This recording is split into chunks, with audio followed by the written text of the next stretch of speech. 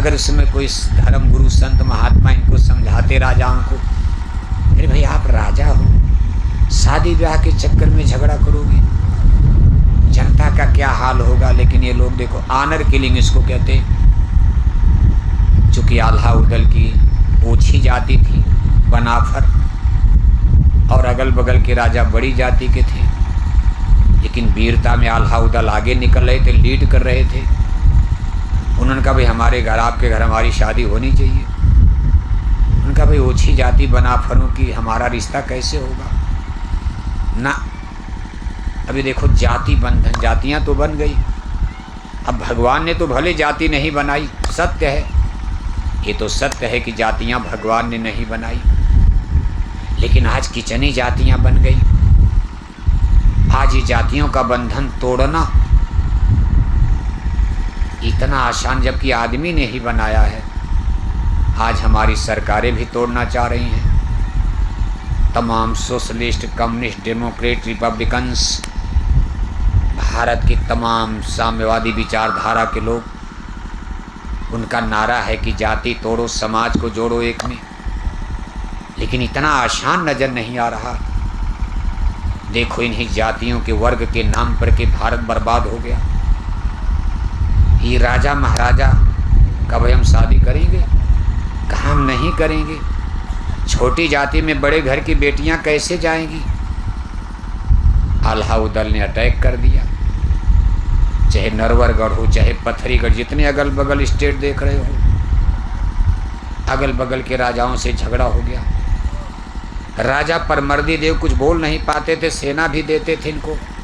आल्हा उदल राजा नहीं थे, लेकिन चूंकि उनका यह शान था, राजा होगा की सेना उनके आल्हा उदल के साथ। और झगड़ा लड़ाई क्या होने जा रही, शादी के लिए होने जा रही। बताओ आप, शादी के लिए युद्ध हो रहा है। अंत में जाते जाते दिल्ली गढ़ पर चढ़ गए लोग, महोबे के लोग। ये बुंदेले दिल्ली की राजकुमारी पृथ्वीराज चौहान की पुत्री, उसको महोबा लाने के लिए बुंदेले दिल्ली पर चढ़ गए। पृथ्वीराज को मंजूर नहीं था। पृथ्वीराज चौहान राजा थे, क्षत्रिय राजपूत थे। कहा मेरी बेटी महोबा चंद्रवंश में नहीं जानी चाहिए, वो लोग छोटी जाति के हैं। अंत में दिल्ली से युद्ध, इसको बेतवा का युद्ध कहते हैं। इसी मैदान में कहीं कभी दिल्ली और महोबा का युद्ध हुआ है, और ये आखिरी युद्ध हुआ है। इसमें देखो महोबा के सारे राजकुमार, ब्रह्मा, आल्हा उदल सब मारे गए। आल्हा तो खैर साधु बन गए, लेकिन उदल मारे गए, ब्रह्मा मारे गए। कन्नौज के राजकुमार लाखन मारे गए, और दिल्ली में पृथ्वीराज के राजकुमार कई पुत्र मार दिए गए। नए बच्चे मार दिए गए, जवान सारे जुआ जो है बेतवा की लड़ाई में मार दिए गए। अब बच गए बुढ़े राजा। महोबा में बच गए बुढ़े राजा परमर्दी देव, कन्नौज में बच गए बुढ़े राजा जयचंद, दिल्ली में बच गए बुढ़े राजा पृथ्वीराज चौहान। उसी समय देखो मुसलमानों ने भारत पर आक्रमण शुरू किया है। ये बात हम आपको इसलिए बताए दे रहे हैं, इतिहास को सोचो जरा। कभी कभी छोटी छोटी चीज़ें कितना मायने रखती। भारत में बुढ़े राजा बच गए, जवान राजा वीर जो है मारे जा चुके हैं। पश्चिम की तरफ से जहाँ आज पाकिस्तान अफगानिस्तान बना है, अब ये सब तो भारत में था। तब सऊदी अरब तक भारत की पताका फहराती थी। बताओ आप, जहाँ आज ईरान इराक देख रहे हो, ईरान इराक को कैके देश कहा जाता था। ईरान इराक, जहाँ की महारानी कैकेयी राजा दशरथ से अयोध्या में शादी हुई थी। पाकिस्तान को सिंधु देश कहा जाता था, जहाँ राजा जयद्रथ राज करते थे। जयद्रथ का नाम आप महाभारत में सुनते हो। अफगानिस्तान में शकुनी मामा का राज था, जो महाभारत में नाम आता, उसको गांधार देश कहते। यानी ये सब जहाँ आज इजराइल में युद्ध हो रहा, इजराइल, लेबनान, लीबी जो आप देखते हो, ये सब अखंड भारत में था। और भारत से लोग आते जाते, लेकिन परिस्थितियाँ देखो। अब पश्चिम दिशा से भारत पर आके, ये सब घटना भगवान किरण के बाद हो रही। और भारत अखंड कब तक था? जब तक भगवान जोगेश्वर किरण का समय था, यानी ये 5000 बरस पहले। लेकिन 5000 बरस के बाद महाभारत का जब युद्ध हुआ, इसमें तमाम भारत के राजा महाराजा मार दिए गए। फिर द्वारिकापुरी में जदवंशियों का झगड़ा हो गया, जदवंशी लड़कर मर गए। भारत की शक्ति कमज़ोर हो रही है, सब छिन्न भिन्न हो गया, धर्म भी छिन्न भिन्न हो गया, सारी शक्ति छिन्न भिन्न हो गई, राष्ट्र छिन्न भिन्न हो गया, ज्ञान छिन्न भिन्न हो गया। और आगे चल करके देखो भारत में फिर भी अब जब घटना घट रही है, एक नया धर्म, दीन ईमान इस्लाम मक्का मदीना में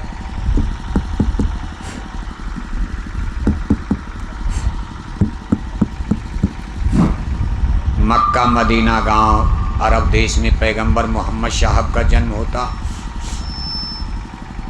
और एक नया धर्म सामने आता। घटना 1400 बरस पहले की है और भगवान श्री कृष्ण की घटना 5000 बरस पहले। अंदाज़ा लगाओ आप,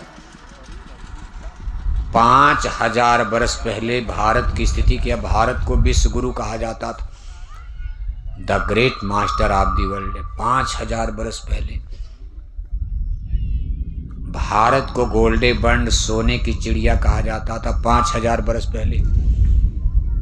और ये मुसलमान भाइयों का दीन ईमान इस्लाम जो धर्म है, 1400 साल पहले मोहम्मद साहब ने सऊदी अरब के मक्का गांव में कुरैश खानदान में, कुरैश को कुरुवंश भी कहा जा सकता है, कुरुवंश जिसमें कौरव पांडव पैदा हुए थे, यहीं से तो सब फैला है। वो भाषाओं का थोड़ा अगल बगल, जैसे इजराइल में आप यहूदी कहते, यहूदी धर्म, यहूदियों को पहले यदूदी कहा जाता, यदूदी माने यदुवंश। भगवान कृष्ण के बाद देखो तमाम यादव जो बचे थे भाग गए इधर उधर। इसी में से कुछ लोग भाग करके पश्चिम दिशा में गए, मिस्र, इजिप्ट। भगवान श्री कृष्ण के एक पुत्र ने मिस्र में एक स्टेट बनाया, राज बनाया।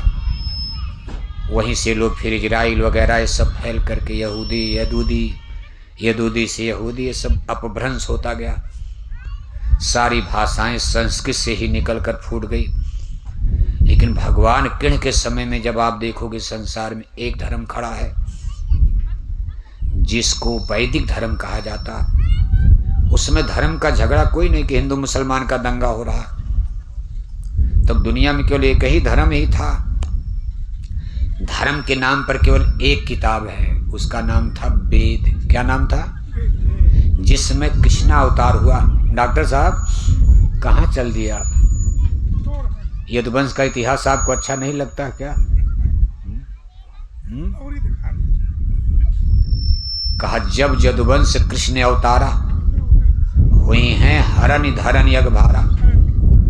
5000 बरस पहले सगे मामा कंस की जेल में, मथुरा में, यदकुल में, यादव वंश में योगेश्वर श्री कृष्ण ने अवतार लिया। देखो वर्ग उस समय भी बन चुका है। यदुवंश, सूर्यवंश, चंद्र, तमाम वंश हो चुके हैं। और पीछे चलोगे तो वंश कम होता जाएगा। और पीछे चलोगे सतयुग में, जब आप पीछे पहुंच जाओगे, सतयुग, सतयुग में केवल मानव जाति में केवल 2 जातियां थी। कै जातियां? क्या थी? कौन कौन? एक औरत, एक औरत, एक। यानी जिस दिन धरती पर मनुष्य ने जन्म लिया, भगवान की तरफ से कै जाति बनाई गई, इसका जिम्मेदार तो भगवान है, जवाब देंगे वो। अब कभी मिलें तो आप पूछ सकते हो आपने औरत मर्द क्यों बना दिया? कहेंगे भाई हमने इसलिए बना दिया, भाई हमको धरती चलानी है। लाखों लोग रोज मरेंगे और अगर बच्चा बच्ची नहीं पैदा होंगे तो धरती पर 300 बरस में सब खत्म हो जाएगा खेल। हमको धरती को खत्म नहीं करना, हमको इसको चलाना। लाखों लोग मरेंगे और लाखों लोग रोज पैदा होंगे। हमने पैदा करने का सिस्टम बनाया और क्या बना दिया कि बच्चा बच्ची पैदा करने का एक हमने सिस्टम बना दिया। भाई औरत मर्द मिलेंगे, इससे बच्चा बच्ची इनका पैदा होते जाएंगे, मरते भी जाएंगे, पैदा भी होते हैं। का मारना फिर पैदा भी जरूरी, मरना भी जरूरी। अगर मारा नहीं जाएगा तो धरती पर जगह कहाँ मिलेगी? 300 बरस के लिए मान लो आपके हमीरपुर में कोई ना मरे और बच्चा बच्ची आप पैदा करते रहो, तो 300 साल के बाद आपके हमीरपुर में आदमी को खड़ा होने की जगह नहीं मिलेगी। घर मकान बनाने की बात तो छोड़ो, क्योंकि धरती इतनी बड़ी तो है नहीं।